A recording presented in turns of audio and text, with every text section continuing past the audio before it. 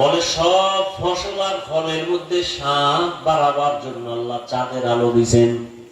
পরীক্ষা করেন, রাতের বেলা তাকায় দেখেন আম গাছের ভেতরে যেই পাশে চাঁদের আলো বেশি ওই পাশের আমগুলো মিষ্টি বেশি, যেই পাশের চাঁদের আলো কম ওই পাশের আমগুলো কালার ভালো কিন্তু মিষ্টি নাই।